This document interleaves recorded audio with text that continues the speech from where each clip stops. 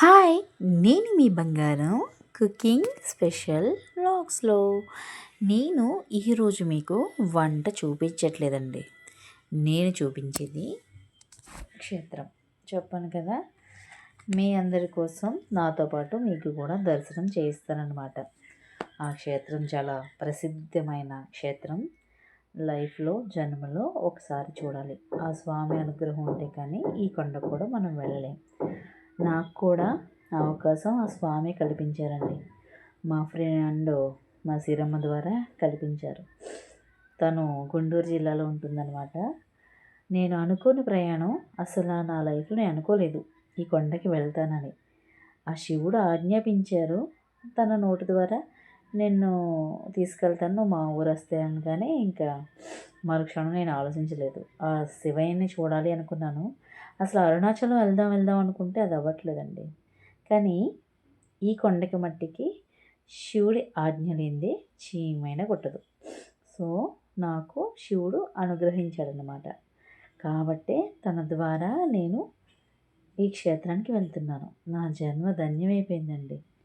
ఎవరైనా సరే ఈ వీడియో చూస్తే మీ లైఫ్లో ఎన్ని పనులున్నా, ఏ సమ్మర్ హాలిడేస్కో ఎప్పుడైనా సరే ఒక్కసారి ఈ క్షేత్రానికి వెళ్ళండి. చాలా అంటే చాలా బాగుంటుందన్నమాట. శివుడు టెంపుల్ ఎన్నైనా సరేనండి, ఏ టెంపుల్ అయినా సరే ఈ టెంపుల్కి సాటి కాదు. అంత బాగుంటుంది, అంత బాగా కట్టారన్నమాట ఈ టెంపుల్ని. ఇంకా చాలా ఉండొచ్చు. మన ఆంధ్రాలోనే పెట్టుకుని క్షేత్రాలు ఎక్కడికో తిరిగి కన్నా మనం చూడవలసిన క్షేత్రాలన్నీ ఆంధ్రాలోనే ఉన్నాయండి. అదైతే నిజంగా నేను మనస్ఫూర్తిగా చెప్పగలను. కాబట్టి శివుడి క్షేత్రాలు ఏమేమి ఉన్నాయో ఒకసారి మీ లైఫ్లో మన ఆంధ్రాలో కూడా చూసేయండి. చూస్తారు కదా, నేను వాళ్ళ ఇంటి నుంచి బయలుదేరాను అనమాట. సో వాళ్ళు ఊరు ఒక చిన్న గ్రామం అనమాట, గుంటూరు సైడ్ ఉంటుంది. పల్లెటూరు.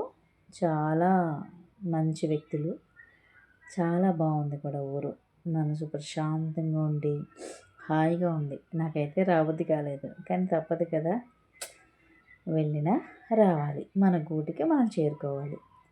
కాబట్టి ఏం చేస్తానండి, రావాల్సి వచ్చింది. నాకైతే అక్కడ తెగ నచ్చేసిందండి. అలా పల్లెటూరు వాతావరణం, మేకలు, కోళ్ళు, ఆ మనుషులు చూపించే ప్రేమ, ఆప్యాయత, వాటి ముందు ఏదైనా సరే, ఆ అభిమానం ముందు, ఆ ప్రేమ ముందు ఏదైనా వృధా అయింది. అంత బాగా చూసుకున్నారు, అంత మంచి మనుషులు అనమాట. సో నేను ఇలా ఆటో కట్టించుకోవచ్చండి. బస్సులేమి కొండ మీద కట్ట వెళ్ళవు. సో మనం ఆటో మాట్లాడుకుని ఎక్కాల్సి ఉంటుందన్నమాట. ఒక సైడు కొండ కింద వరకు ఉంటాయి.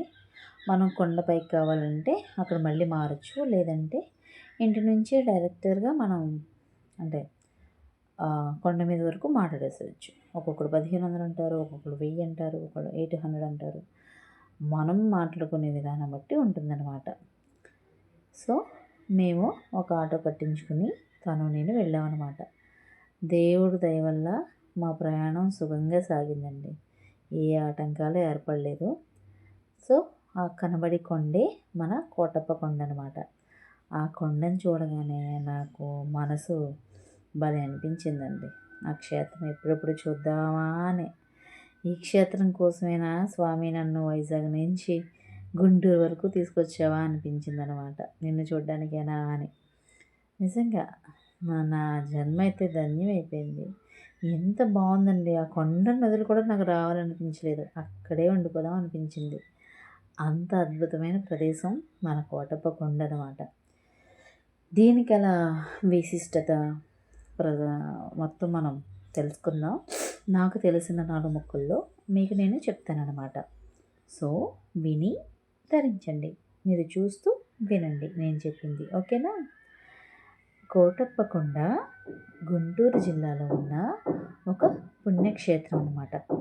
ఇక్కడ శివుడు త్రికోటేశ్వర స్వామిగా కొలువై ఉన్నాడు. ఈ కొండ 3 శిఖరాలతో ఉంటుంది. వీటిని బ్రహ్మ, విష్ణు, రుద్రకొండలుగా పిలుస్తారు. ఇది ఆంధ్రప్రదేశ్లోని ప్రసిద్ధ శైవ క్షేత్రాల్లో ఒకటి.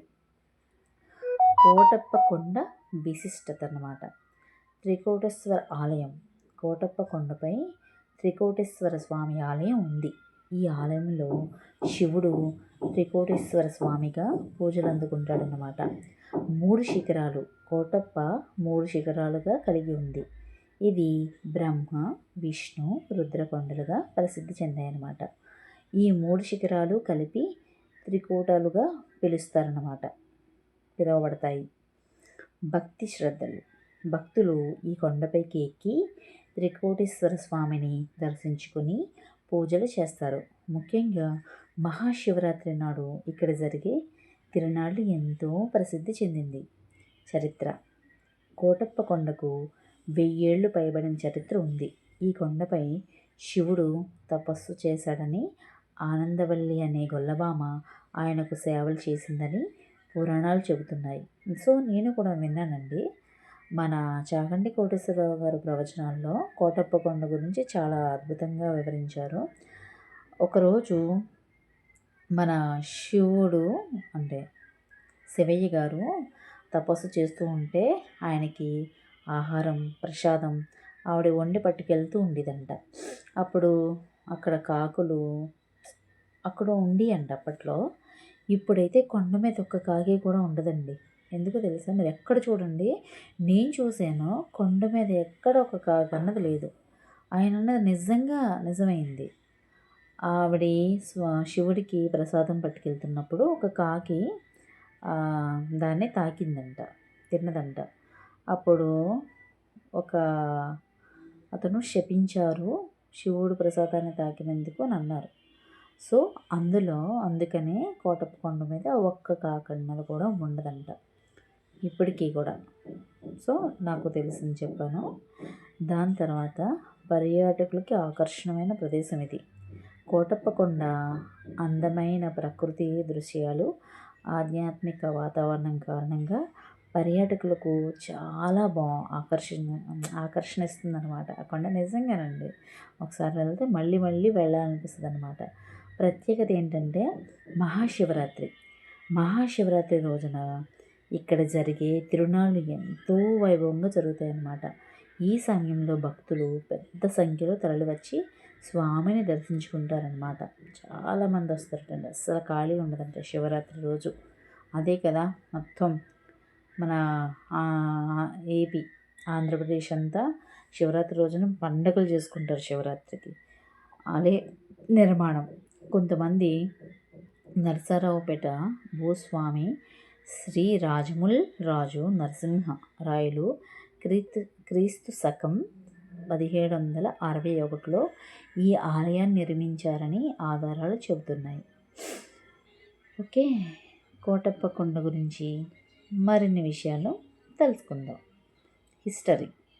బ్రహ్మ ప్రదేశంగా చేసిన క్షేత్రంగా దక్షయజ్ఞ విధ్వంసం తర్వాత శివుడు బ్రహ్మచారిగా చిరుప్రాయపు వటులుగా మేధా దక్షిణామూర్తి రూపంలో కోటప్ప కొండపై వెలిసిన క్షేత్రం. ఓకే, దీని హిస్టరీ చాలా ఉందండి, మనం తెలుసుకోవాలి. కానీ దాని తర్వాత నరసరావుపేట, చిలకలూరిపేట, అమరావతి, తర్వాత శ్రీకృష్ణదేవరాయల స్వామి వారి భూములు సమర్పించారంట. భక్తులైన సలంకులు, అతని 3 తమ్ముళ్ళు పంచబ్రహ్మ స్థానంగా బ్రహ్మ, విష్ణు, మహేశ్వర లింగ స్వరూపాలు కావడం, ఆనందవల్లి గొల్లభామ శివైక్య సందనమవడం ఈ క్షేత్ర వైశిష్టత. బ్రహ్మ ప్రదేశం చేసిన క్షేత్రంగా దక్షయజ్ఞం విధ్వంసం తర్వాత శివుడు బ్రహ్మచారిగా చిరుప్రాయపు వటులుగా మేధా దక్షిణామూర్తి రూపంలో కోటప్ప కొండపై వెలిసిన స్థల పురాణం అన్నమాట. దేవతలు, మహర్షులు, భక్తులకు బ్రహ్మ ప్రదేశం చేసిన క్షేత్రంగా కూడా గుర్తింపు ఉంది. బ్రహ్మ, విష్ణు, మహేశ్వరులు త్రికూటములుగా వెలిసిన త్రికోటేశ్వర స్వామి సన్నిధియే కోటప్ప కొండ.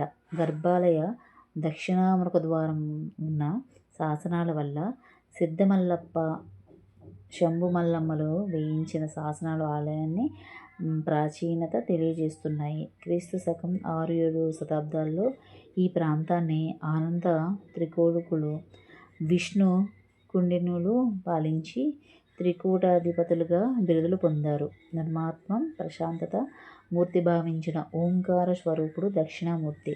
ఈ స్వామి అనుగ్రహంతో సర్వ విద్యలు లభిస్తాయని ప్రతీతి. దక్షిణాభిముఖంగా ఆసీనుడైన మూర్తి కనుక దక్షిణామూర్తి పేరు సార్థకమైందని చెబుతారు. 200 ఏళ్ళు పూర్వం బ్రహ్మ శిఖరంపై వినపాడు వేలేశ్వర అయ్యవారు జనాకర్షణ మొక్కుబడులు, అష్టదిగ్బంధన గణపతి, సంతాన కోటీశ్వర యంత్రాలు స్థాపించిన శాసనాలు ఆధారంగా ఉన్నాయి. విష్ణుముఖం మేధా దక్షిణమూర్తి వద్ద విష్ణువు కూడా బ్రహ్మ ప్రదేశం పొందినట్టు స్థల పురాణాలు చెబుతుందన్నమాట. దీంతో ఇక్కడ విష్ణు శిఖరం ప్రసిద్ధి చెందింది. అయితే పూర్వశ్రమంలో ప్రజలకు ఇవి తెలియవు. తెలుగుదేశం ప్రభుత్వం వచ్చాక ప్రస్తుత శాసనసభ డాక్టర్ కోడెల శివప్రసాదరావు కోటప్పకొండకు ఘాట్ రోడ్ నిర్మాణం చేయించారు. ఘాట్ రోడ్ నిర్మాణంలో 2 మలుపుల్లో బ్రహ్మదేవుని విగ్రహాన్ని, అదే మలుపులో మహావిష్ణువు, లక్ష్మీదేవి, ఆదిశేషుని విగ్రహాన్ని కూడా ఏర్పాటు చేయించారు. కొండపైన భారీ వినాయకుడు విగ్రహాన్ని కూడా నిర్మించారు. బ్రహ్మశిఖరం దక్షయజ్ఞం అనంతరం త్రికోటేశ్వరుడు కోటప్పకొండలో జ్ఞానశంకరునిగా దక్షిణామూర్తిగా వెలిశాడని స్థల పురాణం. ఆయన వద్ద విష్ణు, బ్రహ్మ, అనేక మంది దేవతలు కూడా బ్రహ్మోపదేశం చేశారు. అందువల్లే ఇక్కడ బ్రహ్మశిఖరం ఏర్పాటైంది. కొండపైకి మార్గాలు. దివ్య మహిమ కలిగిన త్రికూట చలంపైకి చేరడానికి ప్రస్తుతం 2 మార్గాలు ఉన్నాయి. పాప వినాశక స్వామి దేవస్థానం పరమడగా మెట్ల మార్గం ఉంది. వాహనాలతో పైకి వెళ్ళడానికి వీలుగా ఘాట్ రోడ్ మార్గం మరొకటి. ఘాట్ రోడ్ పర్యాటకం కొండపైకి వెళ్ళే ఘాట్ రోడ్లో ఇంకా అభివృద్ధి చేస్తున్నారు. భారీ స్థాయి అక్వేరియం ఉంది. నెమళ్ళు, కొంగలు, దుప్పులు, జింకలు ఇలా అనేక వన్యప్రాణాలు పర్యాటక క్షేత్రంలో ఉన్నాయి. టాయిలెట్స్. ఇది కొండ ప్రాంతంలో 4 కిలోమీటర్ల దూరంలో తిరుగుతుంది. టాయ్ ట్రైన్స్ ఇది కింద తిరుగుతుంది. ఏర్పాటు చేసిన పిల్లలు రాజ్యం నిండా రంగుల రత్నాలు రూఫే ఆకర్షిస్తూ ఉంటాయన్నమాట. కాలిండు మడుగులలో ఏర్పాటు చేసిన బోటు షికార్లు ప్రత్యేకమైనవన్నమాట. 3 కొండలపై వెలిసిన ముక్కోటి. దక్షయజ్ఞం అనంతరం ఈశ్వరుడు సతీ వియోగంతో ప్రశాంతత కోసం త్రికోటాద్రి కోటప్పకొండ పర్వతం పైన 12 ఏళ్ళు వటుడిగా తపస్సు చేస్తుండగా సదాశివుడు అనుగ్రహం కోసం బ్రహ్మ, విష్ణు, సకల దేవతలు, ఋషి పుంగవులు స్వామి కటాక్షం కోసం అక్కడ సంచరిస్తూ ఉండేవారు. ప్రసన్నుడిగా స్వామిని దర్శించి జ్ఞానదీక్ష పొందారు. అందువల్లే ఈ క్షేత్రం మహాపుణ్యక్షేత్రంగా విరాజిల్లుతుందన్నమాట. బ్రహ్మచారి అయిన దక్షిణామూర్తి క్షేత్రం కావడంతో ఇక్కడ కళ్యాణోత్సవాలు నిర్వహించరు. ధ్వజస్తంభం కూడా ఉండదు. ఎటు చూసినా 3 శిఖరాలుగా కోటప్పకొండ కనిపిస్తుంది. అందుకే కొండపైన వెలిసిన స్వామి త్రికోటేశ్వరుడు అనే పేరు కూడా వచ్చిందనమాట. ఈ 3 శిఖరాలను బ్రహ్మ, విష్ణు, రుద్ర శిఖరాలుగా పిలుస్తారు. బ్రహ్మ శిఖరం పైన బ్రహ్మ నివసించాడనే ప్రతీతి. జ్యోతిర్లింగం ఈ ప్రాంతంలో లేకపోవడంతో బ్రహ్మ ఈశ్వరుని గురించి తపస్సు చేయగా అప్పుడు స్వామి ప్రత్యక్షమై బ్రహ్మ కోరిక తీర్చుటకు జ్యోతిర్లింగాలుగా వెలిశాడు. ఆ జ్యోతిర్లింగమే భక్తుడు పూజలు అందుకుంటున్న కోటేశ్వర లింగం. జంగం దేవర రూపంలో కోటప్పకొండ వద్ద ఉన్న కొండకావుల్లో గొల్లభామ, ఆనందివల్లి త్రికోటేశ్వర స్వామిని పూజలు చేయగా ఈశ్వరుడు జగం దేవ రూపంలో ప్రత్యక్షమైనట్టు స్థల పురాణం చెబుతుంది. ఆనందవల్లి పాప వియోచన దూన వద్దకు వెళ్ళి తీర్థం, రుద్ర శిఖరాలను తెచ్చి జంగమయ్యకు అభిషేక పూజలు చేసేది. ఆమెని పరీక్షించేందుకు ఎన్ని విధాల కష్టపడుతున్నప్పటికీ పూజల మట్టికి మానేది కాదు. ఆనందవల్లి ఇంటికి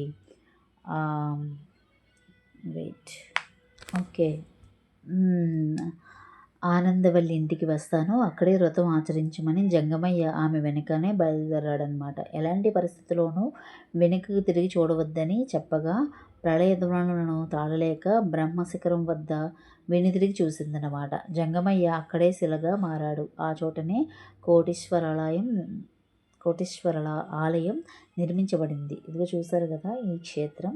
ఈ స్వామి ఆవిడ వెనక్కి తిరిగి చూడడం వల్ల ఇక్కడ ఇక్కడ తను వెలిసారనమాట. ఈ ప్రాంతంలో ఆ చోటనే కోటేశ్వర స్వామి నిర్మించబడిందనమాట ఆలయం. ఈ ఆలయానికి దిగువ భావన గొల్ల భావన శిలలుగా మారిన ప్రాంతంలో ఆనందవల్లి గుడి నిర్మించారు. ఈ గుడిని సలంకయ్య నిర్మించినట్లు స్థల పురాణం చెబుతుంది. రుద్రశిఖరంపై స్వామివారు తప తపమాచరించారు. ఇక్కడే పాత కోటేశ్వర స్వామి ఆలయం ఉంది. ఇక్కడ ఆరుద్రోత్సవం సందర్భంగా కర్పూర జ్యోతి దర్శనం కలుగుతుంది. విష్ణు శిఖరంలో దక్షయజ్ఞంలో పాల్గొన్న దేవతలు, ఋషులు పాప విమోచనం పొందిన పవిత్ర స్థలంలో పాప విమోచనేశ్వర స్వామి ఆలయం ఉంది. 600 అడుగుల ఎత్తులో త్రికోటేశ్వర స్వామి దేవాలయం ఉంది. ఘాట్ రోడ్ నిర్మాణంలో ఈ క్షేత్రానికి వచ్చే భక్తుల సంఖ్య నానాటికి పెరుగుతూ ఉందన్నమాట. చూసారు కదండి, స్వామిని దర్శించుకోండి. ఓం నమ శివాయ. నిజంగా నాతో పాటు మీకు కూడా ఈ దర్శనం కలిగింది కదండి.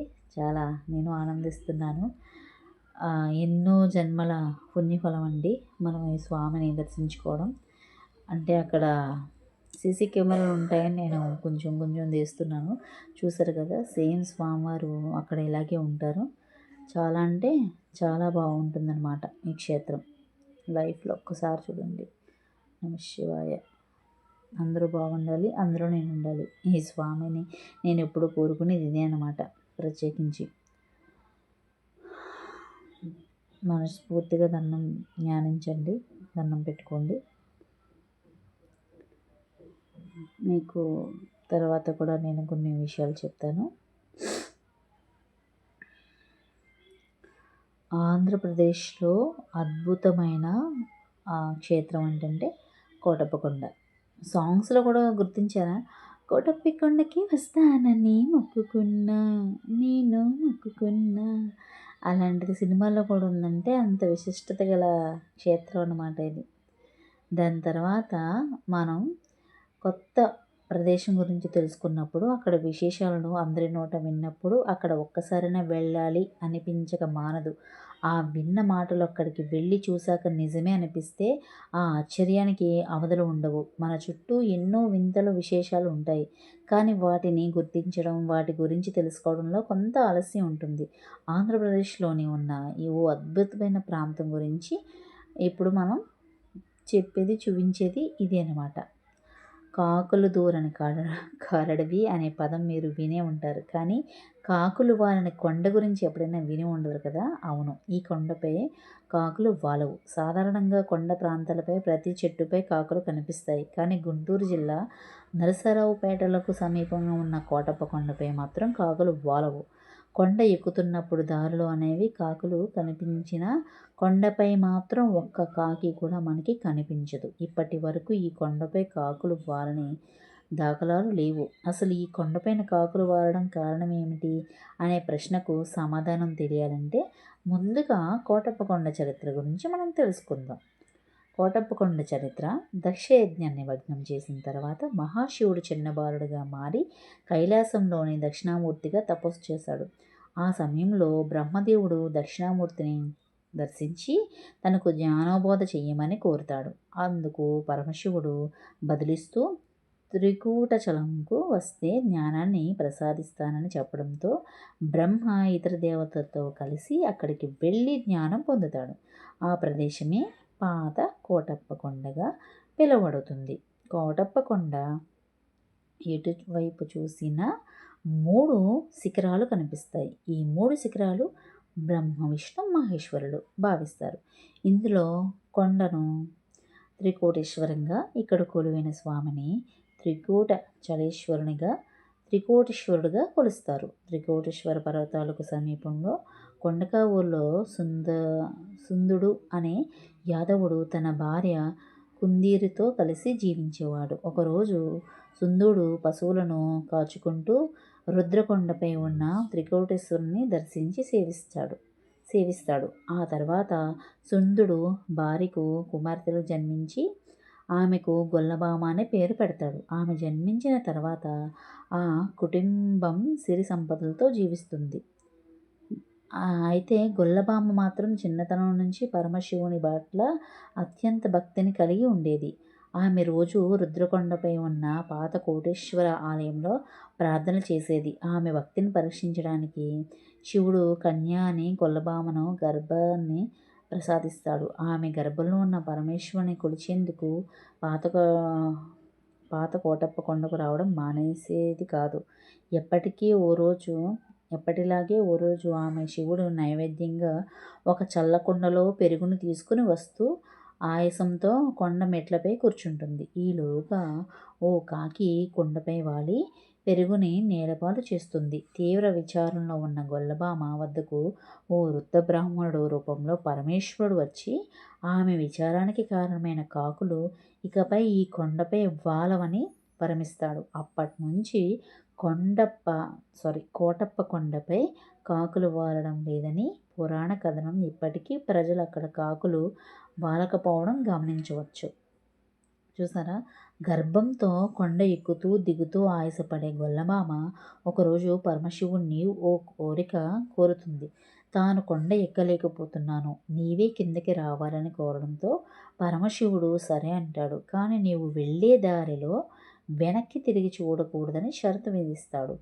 కొంత దూరం వెళ్ళిన తర్వాత భీకరమైన శబ్దాలు వినిపించడంతో గొల్లభామ వెనక్కి తిరిగి చూడడంతో శివుడు అక్కడే జంగదేవరకొండపై ఉన్న గృహలో శివలింగంగా మారిపోతాడు.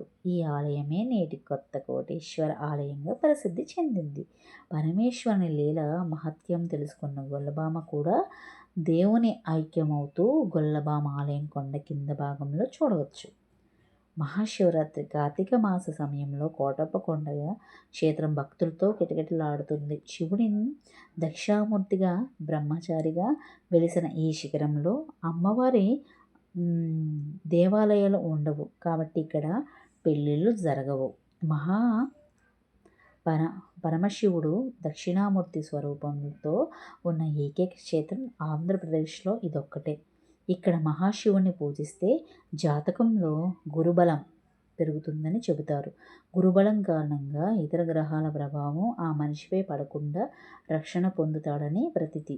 అందుకే గృహబలం అనుగ్రహం పొందాలంటే కోటప్ప కొండ వెళ్ళి త్రికోటేశ్వర సేవించాలని అంటారు. ఇక్కడ వాతావరణం ఎంతో ప్రశాంతంగా, ప్రకృతి అందంగా, టూరిస్టులకి ఎంతో రమణీయంగా అనిపిస్తుంది అన్నమాట. ఎలా చేరుకోవాలి?